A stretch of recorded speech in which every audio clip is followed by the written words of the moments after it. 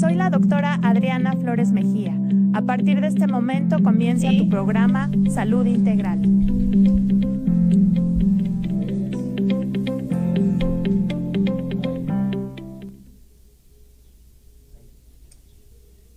Hola, ¿qué tal? Muy buenos días. ¿Qué tal? Muy buenos días, GB Audiencia. ¿Cómo se encuentran el día de hoy? Muchas gracias por acompañarnos un día más, un martes 12 de diciembre. Son las 11:01 de la mañana. Estamos a una temperatura de 13 grados, transmitiendo desde su estación favorita GB Radio.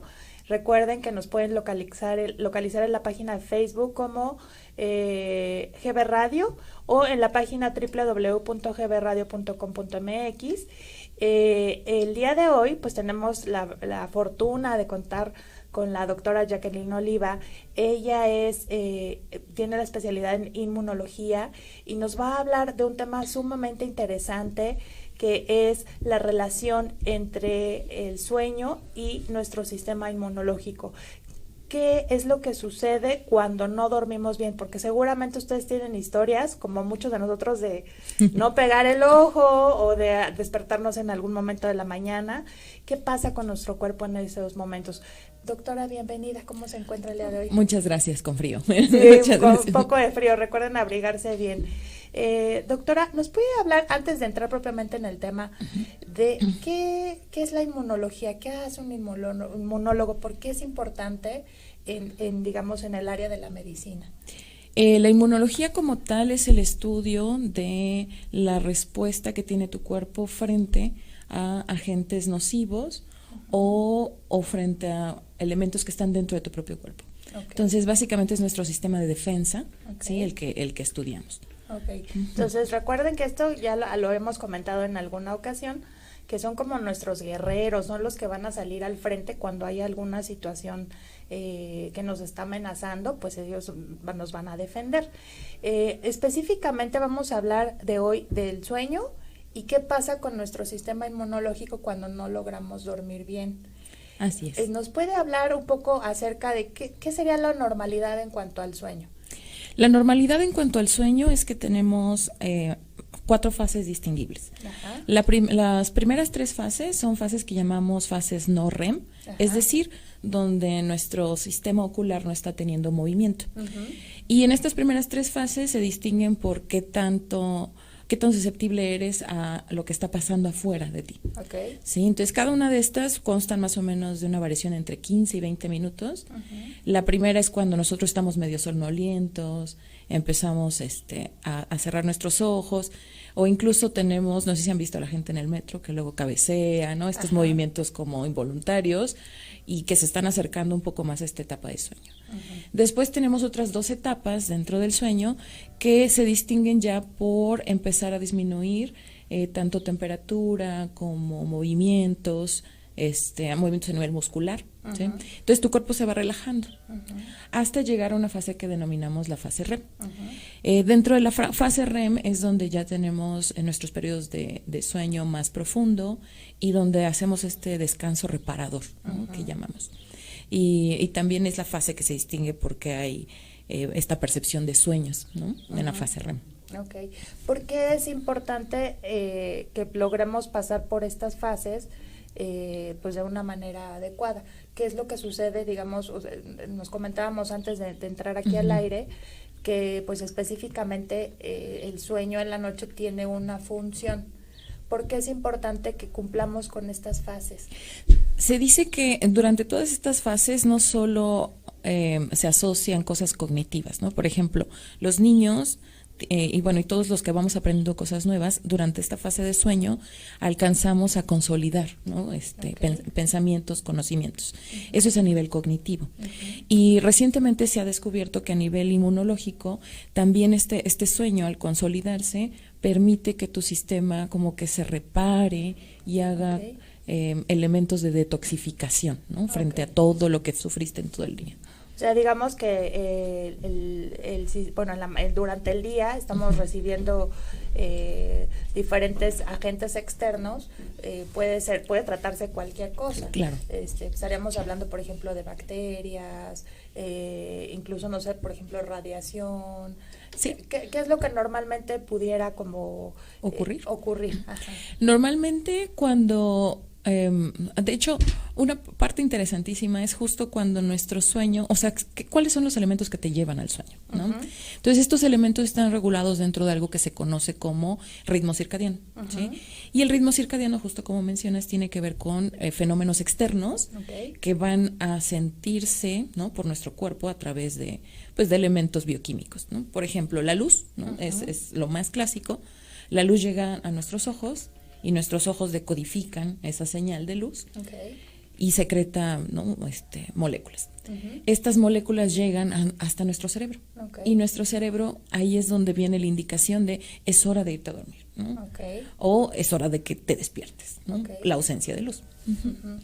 Entonces, digamos, nosotros para llegar a conciliar el sueño o para el momento de despertar, recibimos uh-huh. un estímulo externo. Uh-huh. Nuestro cuerpo se encarga de procesar alguna sustancia que le va a mandar la señal al organismo de es hora de dormir o de despertar. Exacto. ¿Y qué pasa después de esto? Bueno, nos explicaba las fases del sueño. Durante todo el día estamos recibiendo informaciones y entonces durante el sueño van a empezar los procesos que nos permitan eliminar lo que nos hace daño y aprovechar lo que funciona, lo que nos Exacto. sirve. Así. De hecho, en estos estudios ya muy recientes, justo lo que se ha visto es que a lo largo de la noche uh-huh. tu sistema inmunológico, y esto incluye todas las células que están ahí, uh-huh. se encargarán de ir haciendo elementos de reparación. ¿Sí? La microbiota, por ejemplo, en intestino, que son todos estos microorganismos que conviven con nosotros, también van a tener un recambio en la noche. Y este recambio es lo que te lleva a la detoxificación a nivel intestinal. Uh-huh. ¿Y qué pasa cuando no se cumplen con esas fases? Por ejemplo, o no sé, yo en la segunda fase del sueño o la tercera me llego a despertar, ¿no?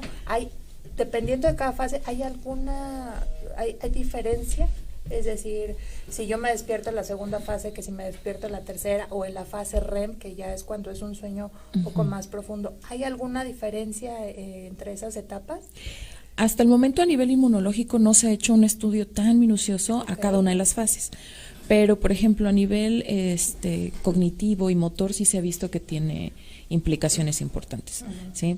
De hecho, lo que más se sabe a nivel inmunológico en la actualidad es como tal la deprivación de sueño, es decir, la ausencia completa de sueño, que eso lo podemos visualizar en personas que trabajan horarios de 24/24, ¿no? Por ejemplo, o las personas que trabajan en hospitales, ¿no? Que tienen que estar despiertos toda la noche. Entonces, esa ausencia de sueño sí se ve reflejada directamente sobre todas las implicaciones fisiológicas y entre ellas el sistema inmunológico. Porque pues aquí en el país resulta que, bueno, con las características de las empresas es que muchas veces tienen que rolar los turnos, o sea, tienen que estar despiertos durante un momento del día que tendrían que estar dormidos. Y pues tendrían que estar despiertos en el momento donde hay luz, ¿no? ¿Se altera todo este sistema? Sí, claro, o sea, se ha visto que, por ejemplo, si tú dejas de mantener este sueño profundo, ¿no? Uh-huh. Tu sistema inmunológico va a ser incapaz de hacer detoxificación, ¿no? Que ese es uno de los principales. Si no hay detoxificación adecuada, esto acumula radicales libres uh-huh. y estos radicales estresan a tus células. Uh-huh. Entonces, al final tienes un ambiente ahí propicio para que ocurran varias enfermedades, ¿no? Como ellas, enfermedades inflamatorias o incluso se ha asociado a cáncer, ¿no? O se ha asociado a pues algunas otras neoplasias, ¿no? En el cuerpo. Estaba yo ayer leyendo justamente de esta situación del no dormir y bueno, hay investigaciones que decían que el hecho de no dormir produce un efecto muy similar como el hecho de estresarnos. O sea, empiezan a surgir las hormonas del estrés, ¿no? Que son toxinas finalmente, ¿no? Las que estamos liberando de una manera continua, que tienen una función, pero ya liberadas así de manera continua. Claro, y eso se puede notar mucho. Las personas que normalmente no duermen adecuadamente, bueno, uno seguramente lo ha sentido. Cuando no duermes adecuadamente estás más irritable, estás más estresado, tu sistema de alerta es como está atrofiado y entonces andas todo el día como de malas, ¿no? Hasta que te duermes. Eso es por un lado a nivel pues cognitivo o a nivel vamos a llamarle de asociación con otras personas. Sin embargo, esto tiene muchas más implicaciones a nivel celular, ¿no? Y también hay varios estudios que son bien interesantes ahorita que mencionas justo el estrés. Por ahí hay un estudio muy famoso, lo que hicieron fue en unidad de cuidados intensivos en los hospitales, se dieron cuenta que los pacientes, pues normalmente pues siempre los hospitales pues siempre hay luz, ¿no? Entonces, al haber siempre luz, los pacientes en realidad nunca alcanzan su sueño REM, o sea, jamás llegan hasta este sueño profundo. Al no llegar al sueño profundo, ellos finalmente son pacientes que están estresados, ¿no? Y si además de esto estaban en un hospital por algún tipo de enfermedad y luego ya están estresados, ¿no? Entonces, lo que hicieron en este estudio fue identificar, ¿no? Aislaron a un panel de pacientes y a ellos sí les fueran cambiando la luz, ¿no? Les pusieron en la noche pues luz por debajo del rango visible, en el día se las pusieron y estos pacientes a nivel de estrés les fue mucho mejor y por lo tanto salieron mucho más rápido de la enfermedad. Entonces, para todas esas personas que de alguna manera les encanta dormir con la tele prendida, que dicen, yo la voy a dejar la tele prendida porque es malísimo. Porque, bueno, a mí me pasa, yo no puedo dormir si no está todo apagado, o sea, realmente que no se vea la luz. Pero hay mucha gente que dice, yo voy a dejar la tele prendida porque así me arrullo y pues va pasando el tiempo y pues no se apaga la tele o es un periodo muy prolongado, ¿no? Claro, de hecho hay incluso por ahí pues radiación finalmente, ¿no? De la televisión, ¿no? Por ejemplo, esa gente que deja prendida la televisión y se va a dormir. Entonces, aunque tú cierres los ojos y aunque la habitación esté oscuro, finalmente la luz que irradia la televisión, eso viene siendo un estímulo muy parecido a la luz visible. Entonces, eso impide que tu ciclo de sueño sea completamente normal. Entonces, esta también recomendación, por ejemplo, de apagar todo, o sea, o desconectarlo, porque muchas veces tenemos ahí cosas conectadas. La lamparita, ¿no? O que el niño tiene miedo y le dejo la lamparita. Entonces, esos son malos hábitos que impiden que tú llegues a toda tu fase de descanso por completo y finalmente que tu sistema inmunológico se renueve, ¿no? ¿A qué enfermedades nos predispone el no dormir adecuadamente? ¿Hay alguna, bueno, ahorita nos mencionaba cáncer de alguna manera? Sí, las primeras que están más asociadas tienen que ver con sistema cognitivo y con sistema neurológico, como esquizofrenia, ¿no? Personas que están deprivadas de sueño, ¿no? Pueden ya constantemente pueden sufrir esquizofrenia, depresión, ¿no? Y esto es muy clásico en estos países nórdicos donde hay 6 meses de luz y 6 meses de oscuridad. ¿Sí? No sé si has escuchado que las personas que viven allá tienen una alta tasa de suicidios, son depresivos, o los que viajan de México o de una zona donde tenemos periodos normales de luz y de oscuridad, viajan para allá, entonces ellos regresan súper deprimidos y tiene que ver justo con esto porque tu sistema no está teniendo, ¿no? su ciclo normal. No, sí, pasa muchas veces. Yo tuve la oportunidad de estar en Europa en verano y son las 10 de la noche y el sol no se apaga. Y ya dice uno, ya aquí le quiero jalar. Y me quiero dormir. Ya me quiero dormir y se desespera uno porque realmente no hay. O viajar, también la oportunidad de viajar a lugares donde a las 4 de la tarde ya no hay absolutamente nada de luz. Y o sea, ya se oscureció y la información que uno recibe es ya me quiero dormir, cuando son las 4 de la tarde y todavía hay muchas cosas por hacer, dice uno, yo ya me quiero ir a mi casa, ya quiero cerrar el ojo, ya. Sí, la actividad va hacia abajo, ¿no? Va en decadencia de yo ya quiero dejar de hacer todo lo que estoy haciendo el día de hoy. Doctora, a mí me sucede algo, digo, yo soy una paciente con un problema de tiroides controlado, pero yo creo que muchas personas con problemas o enfermedades crónicas, de alguna manera nuestro ciclo del sueño cambia. ¿Es recomendable hacer alguna siesta o algo? Porque digo, a mí en el día de pronto me pide mi organismo dormir. Sí, siesta. Una siesta. Y no es una siesta de 1 hora. Son 10, 15 minutos. Mi propio organismo me dice, ya es momento como de apagarte y es momento de despertar. ¿Es recomendable para las personas que tenemos alguna situación, puede ser diabetes o problemas de tiroides o donde alguna situación del metabolismo está modificado, ¿Es recomendable hacer estas siestas o para los niños, por ejemplo? A nivel de reparación física, no a nivel inmunológico, sino de reparación de sentirse como mejor, ¿no? A nivel fisiológico, vamos a llamarle, sí, es recomendable que si tu cuerpo te está pidiendo una siesta, no lo hagas. Incluso, por ejemplo, en estos pacientes, no está muy estudiado como para enfermedades crónicas, pero sí para personas que tienen estos ciclos de trabajo de 24/24. Okay. Entonces, para ellos se les recomienda que hagan, le llaman las siestas profilácticas, ¿no? Okay. Y las siestas profilácticas es de, si yo sé que dentro de 3 o 4 horas voy a tener un turno nocturno, entonces yo lo que hago es tomar siestas, ¿no? Como de una hora, entre 1 y 2 horas, de manera profiláctica, es decir, antes, previniendo mi cansancio futuro. Okay. Sin embargo, a nivel celular, en realidad se ha visto que esto no es tan eficiente. Okay.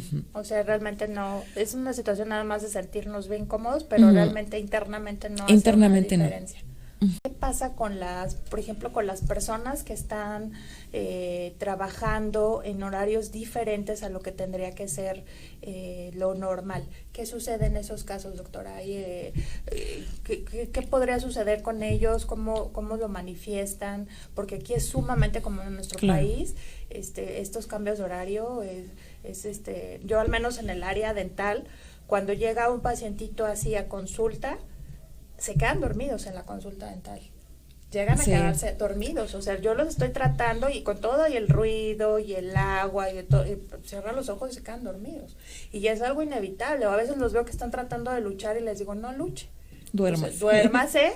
Yo tengo maneras de alguna manera de continuar el tratamiento sin que haya ningún problema, pero sí los veo que están luchando. Entonces, como estas personas, pues en el día a día, imagínense, o sea, gente que se sube al transporte público y se acomoda y se desconecta completamente, ¿no? ¿Qué pasa en esos casos? De hecho, justo ese fenómeno que mencionas tiene que ver con 2 características clínicas que se ven en esta clase de pacientes, ¿no? El primero es, como mencionas, que el paciente llega un momento en el que ya no controla su sueño y se duerme donde sea, ¿no? Okay. Y eso es muy clásico, por ejemplo, personas que van saliendo de trabajar, ¿no? De hospitales o algo así, y tienen accidentes automovilísticos porque se quedaron dormidos, ¿no? Entonces, esa es la primera síntoma clínico. Después de tu jornada de trabajo, tú en algún momento del día vas a caer literal como tabla, sea lo que sea que estés haciendo, ¿no? Y el siguiente fenómeno es que cuando ya llega tu hora normal de dormir, porque ya no tuviste tu ciclo de trabajo, ¿no? Tú ya no puedes dormir, ¿no? Entonces deben tener esas 2 características claras. Cuando no debes dormir, te duermes donde sea, y cuando tienes que dormir, ya perdiste por completo la forma en la que deberías dormir, ¿sí? Y esto es pues gravísimo, o sea, porque pues estamos pues echando el sistema, nuestro organismo, todo lo estamos echando en reversa o lo estamos complicando. ¿Qué tendríamos que hacer una persona en estos casos? Una persona en estos casos, como mencionaba hace un momento, se les pueden asistir obviamente a terapias de sueño, que aquí en México contamos con una muy buena clínica del sueño que está en Hospital General, porque finalmente sí tiene que atender un especialista, ¿no? Okay. La otra cosa que no está muy inculcado sería justo que finalmente los empleadores tuvieran esta conciencia de por qué no pueden rotar tantas veces tan seguido a la misma persona, en el mismo, no sé, en la misma semana, por ejemplo, ¿no? O se les da algunos otros medicamentos, ¿no? Como melatonina, que sería lo más natural, y bueno, dependiendo de la severidad, ¿no?, del paciente, pues ya se encaminaría a lo mejor a uso de algunos otros fármacos. Ahora, otra de las características clínicas que no tienen que ver con directamente con variaciones de sueño, sino con todo el fenómeno fisiológico que se desencadena. No sé si han notado que normalmente estas personas que trabajan en estos horarios tienden a ser obesas, ¿sí? Sí, claro. Y eso tiene que ver con, la primera es que tienen un mal hábito alimenticio, finalmente en la noche pues que puedes comer, ¿no? Claro. Entonces el snacksito, que yo me como la galletita, y además en esas horas es cuando tu metabolismo está mucho más despacio, ¿no? Entonces, al tú consumir puro carbohidrato, en esto, con tu metabolismo lento, entonces son personas que tienden a la obesidad. Okay. Si de por sí tienden a la obesidad, y ya habíamos dicho que además no dormir te lleva a estrés, entonces obesidad más estrés, puede culminar en enfermedades cardiovasculares. Por ahí hay varios estudios interesantes de justamente personas que trabajan en hospitales y que tienen estos horarios de 24-24. Y se vio que la mayoría de ellos ya padecen enfermedades cardiovasculares severas, ¿no? Así, o al menos cierto alto porcentaje de ellos han sufrido infartos, ¿no? Okay. Entonces, es mucho, o sea, hay que tener mucha atención con esta clase de pacientes, y sí hay que derivarlos directamente a tener un cuidado integral, no solo de dormir bien, sino del metabolismo, y bueno, finalmente del sistema inmunológico. ¿Hay algún alimento que tengamos que evitar? Bueno, sabemos, normalmente nos dicen el café, ¿no? No tomes café a determinada hora del día, o sea, puedes tomarlo hasta tal momento del día para que tú puedas conciliar tu sueño adecuadamente. ¿Hay algún tipo de alimento o qué sería lo recomendable en cuanto a la alimentación para poder conciliar bien el sueño? ¿Y cuánto tiempo antes de irnos a la cama tenemos que dejar de comer algo? De hecho, hay una dosis de café, ¿no? Que es la que se recomienda si te quieres mantener despierto, ¿no? Que es por arriba de los 300 miligramos, ¿no? Bueno, digo, no todos medimos, ¿no?, cuánto café consumimos. Claro. Pero este consumo se tiene que hacer como unas 2 horas antes, ¿no?, de que tú quieras mantenerte despierto. Lo cual quiere decir que 2 horas antes de que te quieras dormir, tú ya no tienes que consumir, ¿no?, altas concentraciones de café, por ejemplo. Y la otra que recomiendan mucho es justo mantener ciertos hábitos nocturnos.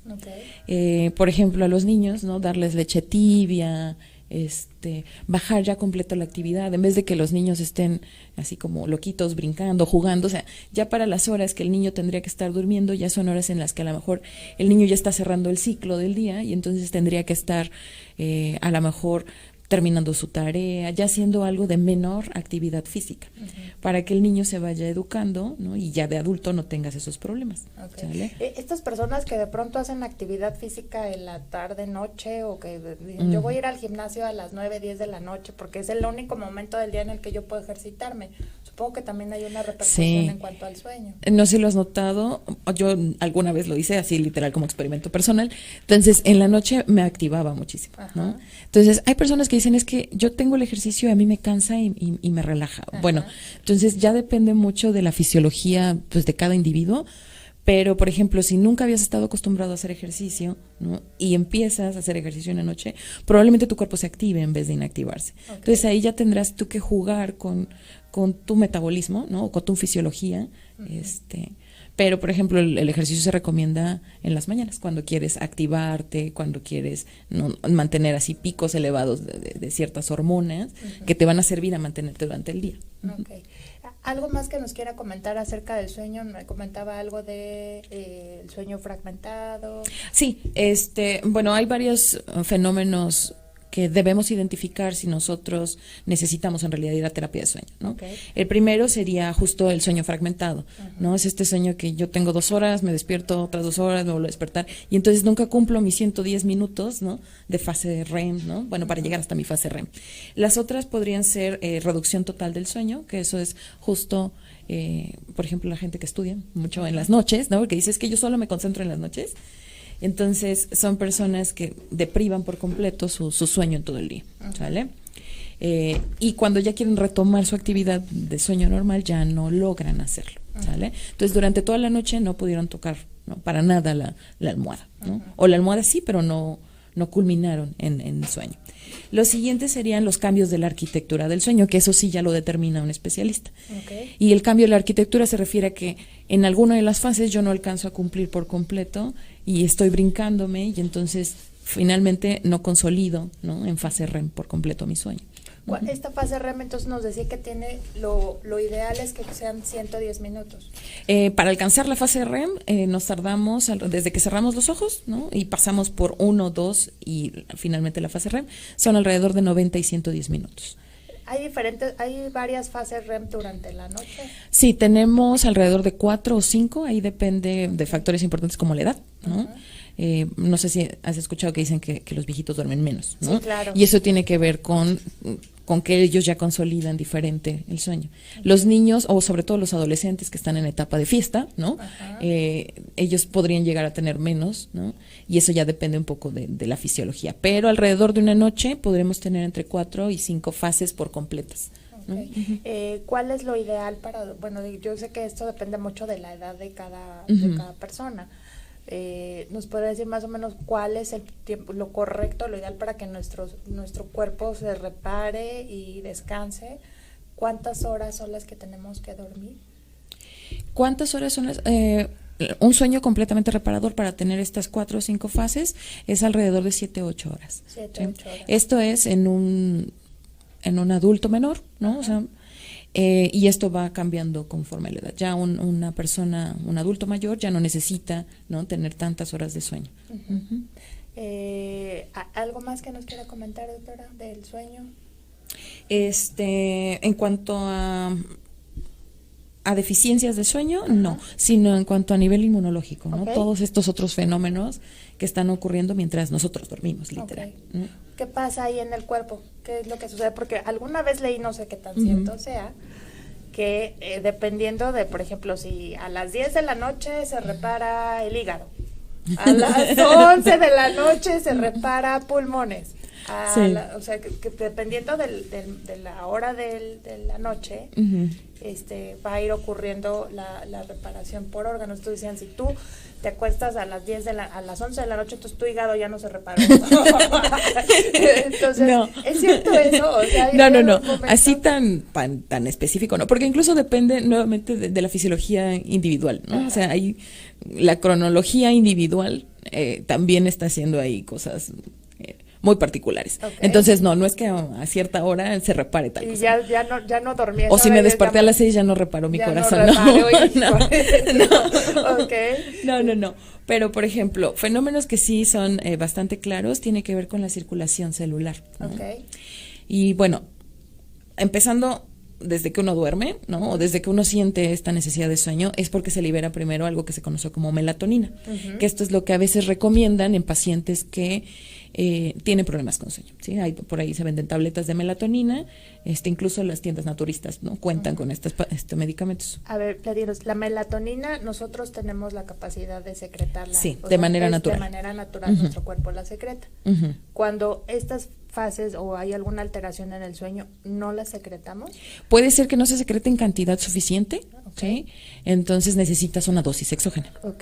Y eso que normalmente, bueno, tenemos que ir al médico para que lo sepa, exactamente. Y nos va a decir, sí, tómatela y en esa dosis. No lo vayan a hacer así de una manera deliberada. Porque no sabemos, o sea, pueden ser dosis a lo mejor muy bajas, muy bajitas, y a lo mejor, bueno, ustedes no van a tener el control sobre esa situación, pero que sepan que hay un medicamento que les puede ayudar. Entonces, nos decía de la melatonina.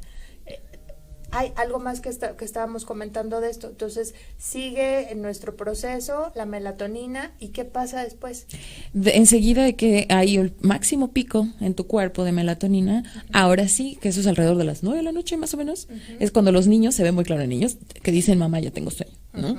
Entonces, es justo porque el pico se alcanzó y tu cuerpo ya necesita entrar en esta fase del sueño. Entonces, la melatonina es la que permite que tú te vayas a dormir. Y deja de secretarse alrededor de las 7 de la mañana.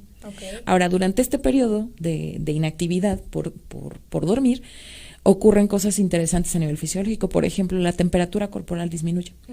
¿Sí? Entonces, por eso en las noches necesitas, ¿no?, irte abrigado, ¿no? Sobre todo en esta época, ¿no?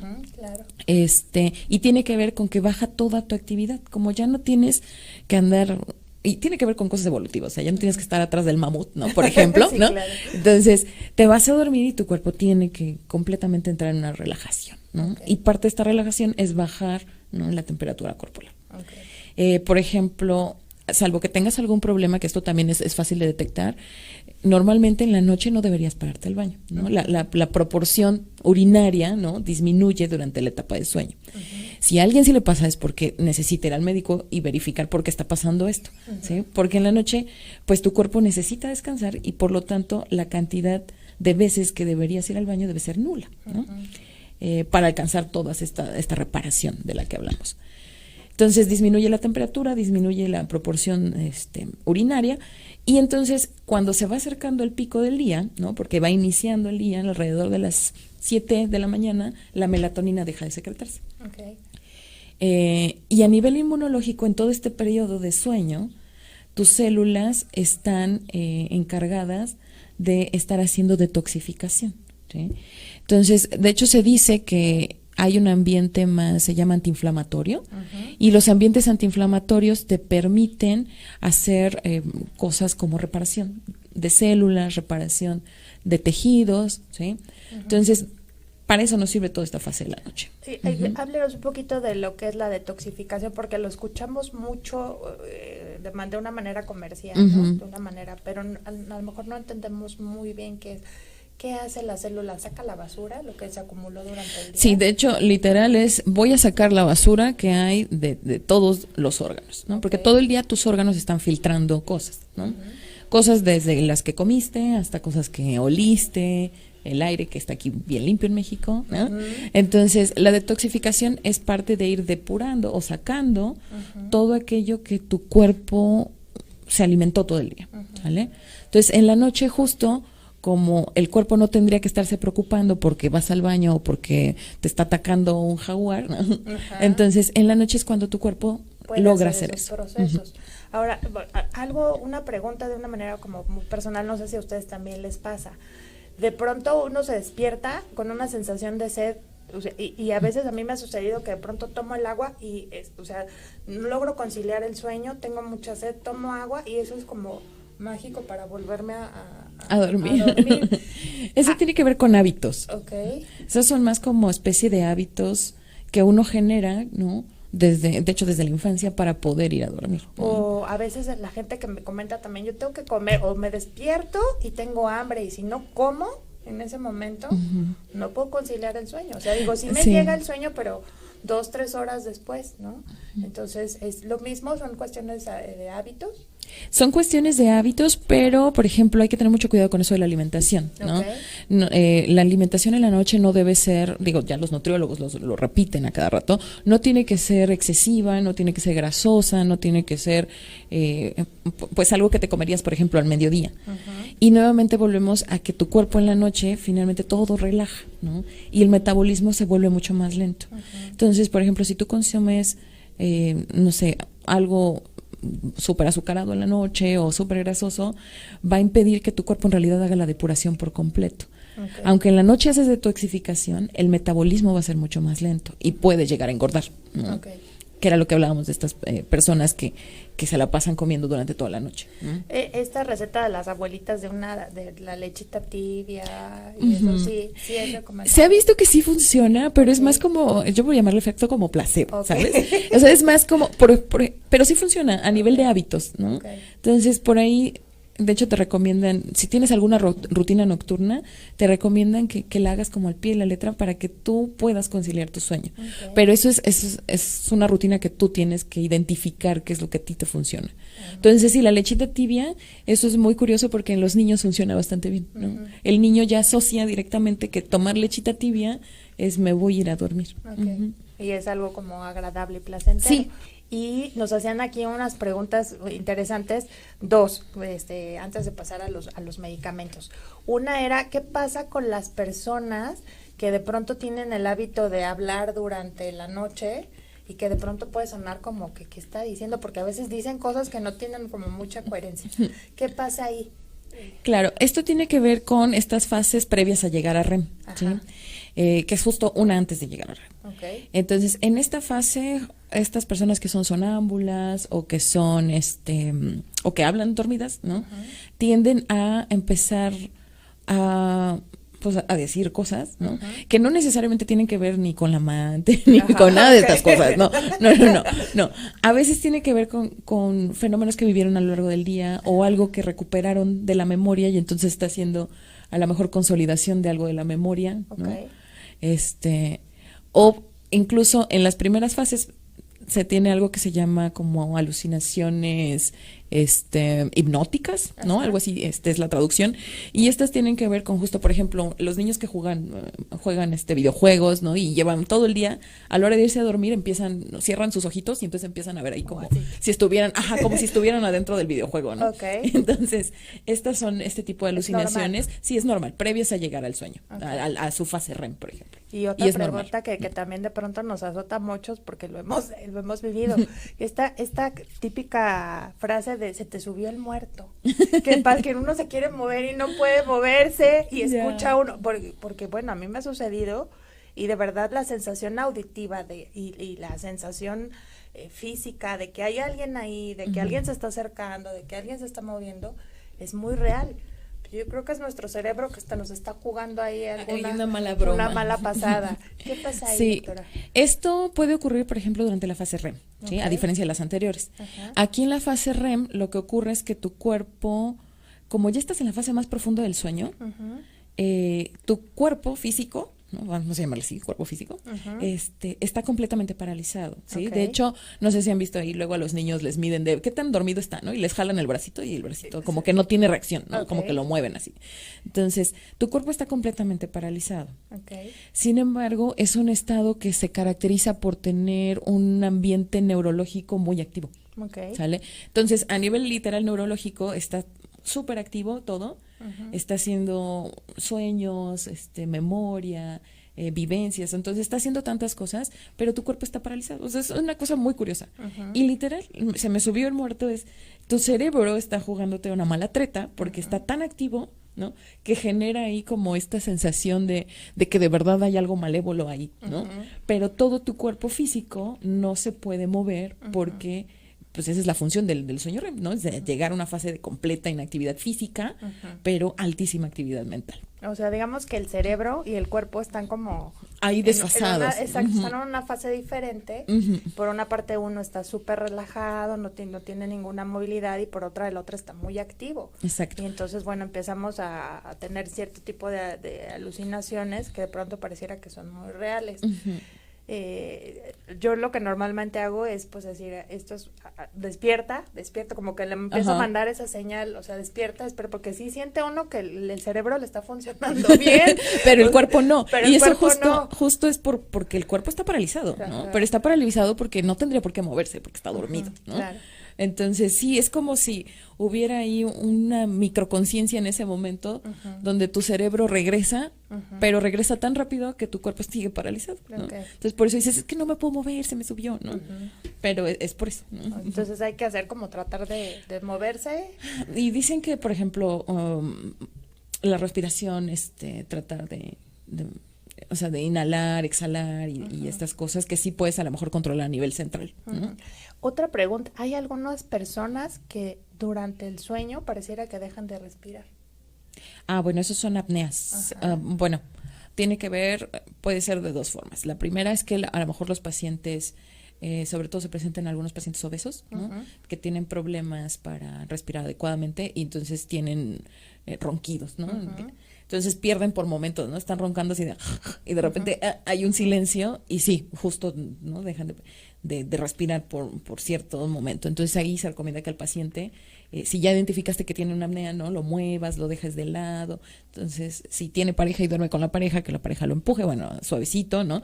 De tal forma, si no interrumpir el sueño, nada más moverlo, de tal forma que regrese, ¿no? A una posición adecuada para eso, entonces es postural. O sea, puede ser postural. Puede ser. La otra es que cuando no es postural, sí tiene que verificarlo un especialista, ¿no? Por ejemplo, en neonatos podría llegar a ocurrir, ¿no? Que tengan algún problema a nivel neurológico y entonces sí, el sistema que controla la respiración no está actuando adecuadamente, pero esto se tiene que detectar por un especialista neurológico y en etapas muy tempranas.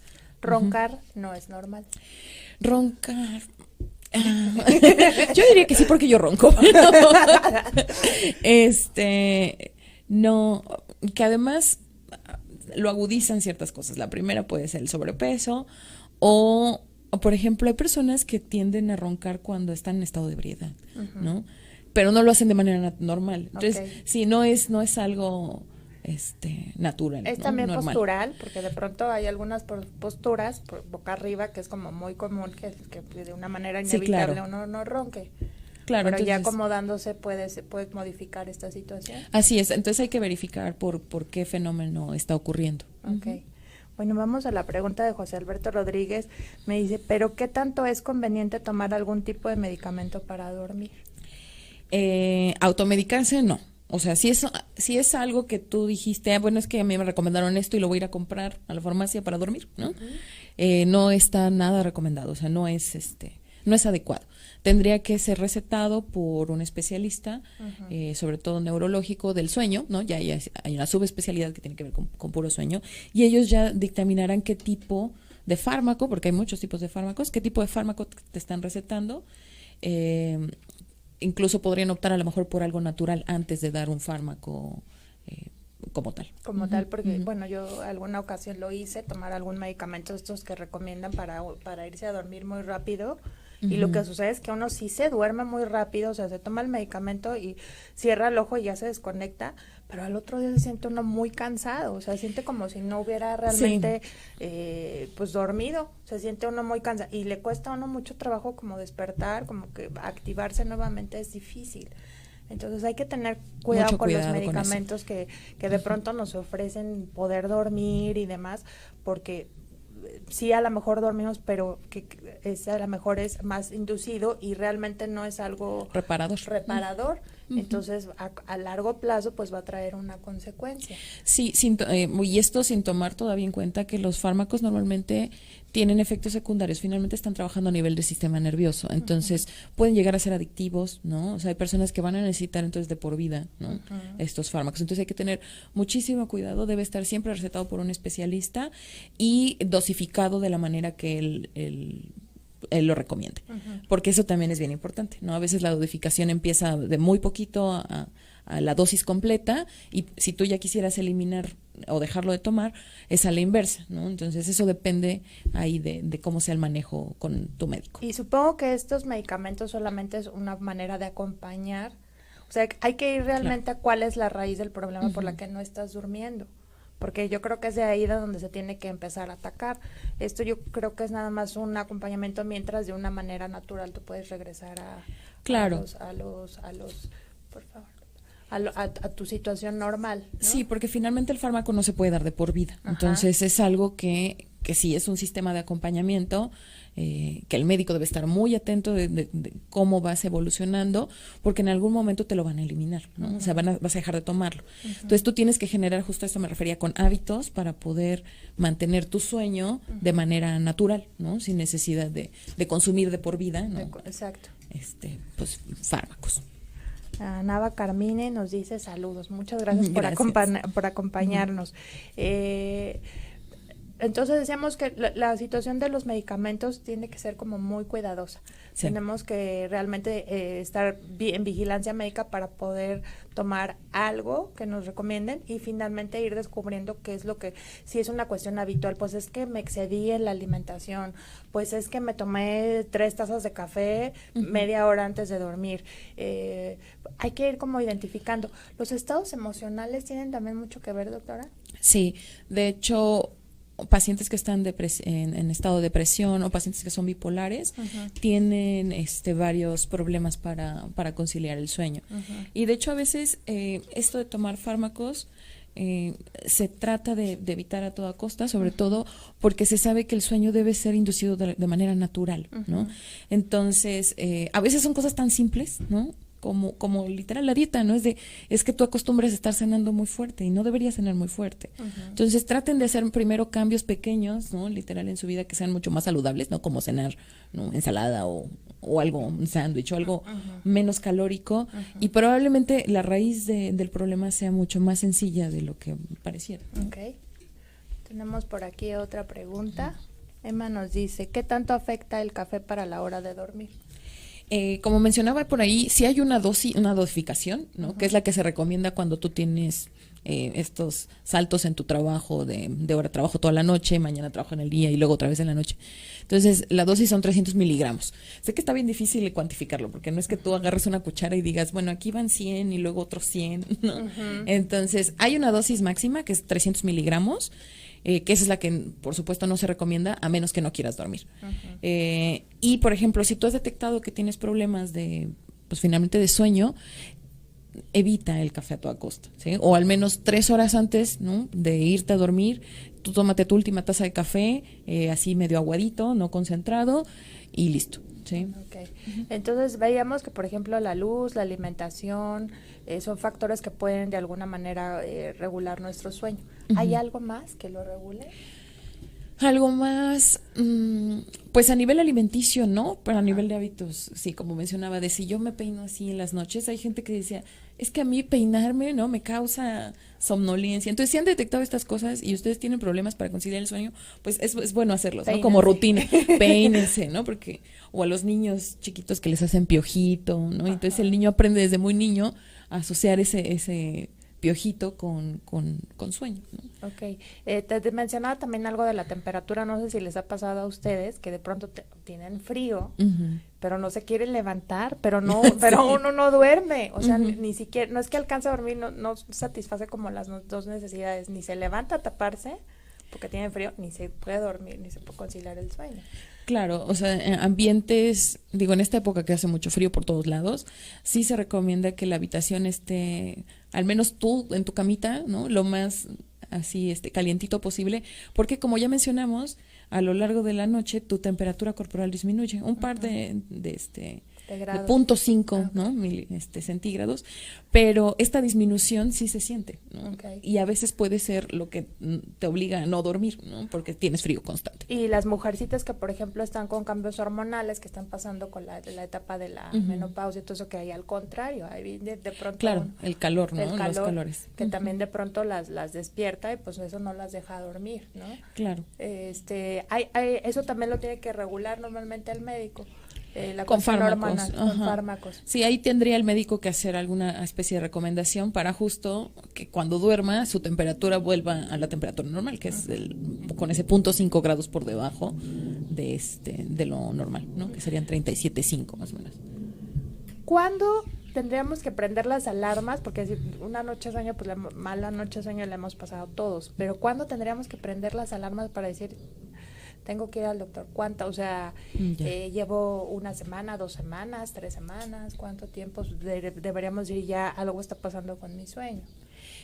Por ahí, por ejemplo, se recomienda que si tú has detectado esto, no sé, unas 2 semanas, tú empieces a hacer cualquiera de estos cambios que mencioné, dejar a lo mejor de tomar café, bajar la alimentación nocturna, porque como mencioné a veces puede ser algo muy sencillo.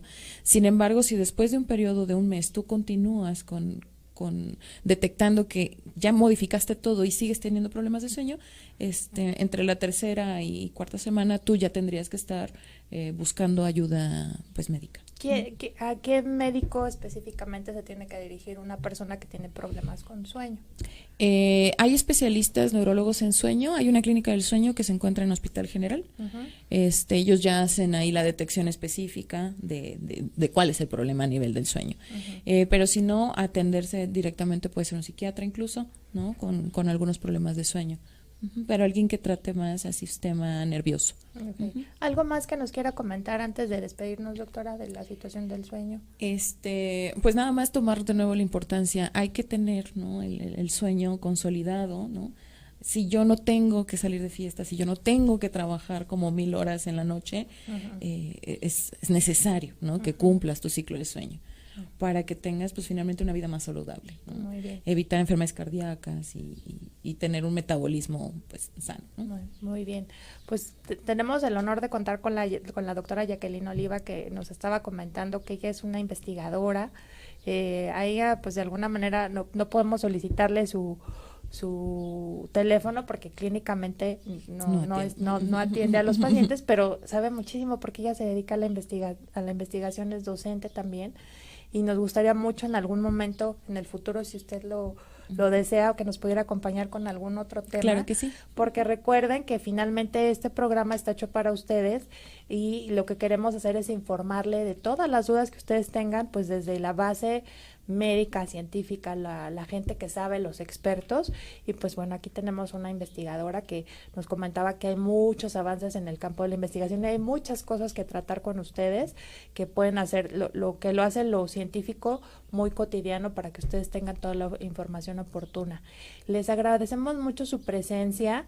Vamos a estar un par de semanas desconectados de la radio porque pues bueno, vienen las fiestas. Les deseamos a todos ustedes que tengan unas felices fiestas en compañía de su familia y nos estaremos viendo pronto el siguiente año con temas súper interesantes.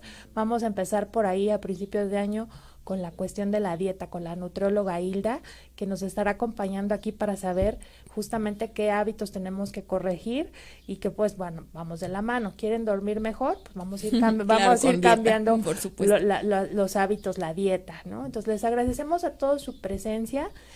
Vamos a estar como conectados siempre con ustedes. Si tienen alguna duda de alguna situación del sueño, pues con todo gusto háganoslo saber a través del correo electrónico gbradio@outlook.com y estamos transmitiendo desde Tepozotlán. Les agradecemos su presencia. Doctora, muchísimas gracias por muchas gracias por invitarme. Y ojalá que podamos contar con su presencia en el futuro. Claro que muchas gracias. Que tengan todos unas felices fiestas, que se la pasen muy bien.